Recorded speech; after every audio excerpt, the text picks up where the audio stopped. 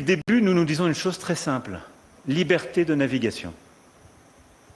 Mettre fin à tout blocus, d'où qu'il vienne et quel qu'il soit. Refuser quelques péages, d'où qu'ils viennent, et permettre la liberté de navigation. Nous en avons parlé avec le président. Le continent africain tout entier est victime aujourd'hui du blocus depuis des mois d'Ormuz. Et donc nous n'avons jamais envisagé, je vous invite à revoir depuis le premier jour toutes mes déclarations, à faire un déploiement pour réouvrir Ormuz. Ça n'a jamais été l'option de la France.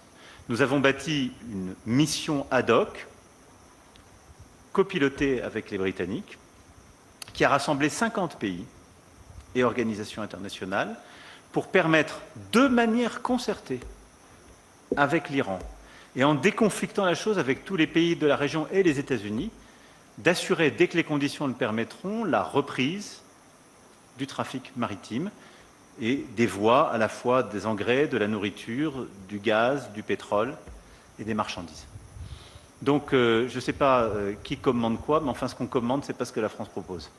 Donc nous continuons de nous tenir dans cette position. J'appelle chacun au calme et à la responsabilité. Je pense qu'il y a beaucoup trop d'escalades langagières qui conduisent toujours aux escalades physiques. Et les plus vulnérables de la planète en sont les premières victimes, mais nous sommes aujourd'hui tous les victimes de ce qui est en train de se passer. Et nos compatriotes en France aussi payent chaque jour le prix de cette guerre que nous n'avons pas voulu. Et donc aujourd'hui, retour au calme, priorité à la réouverture pacifique et concertée d'Ormuz, reprise de discussions responsables sur les questions nucléaires et balistiques dans un cadre adapté. Et la France est là pour fournir des solutions de manière respectueuse et dans le cadre du droit international.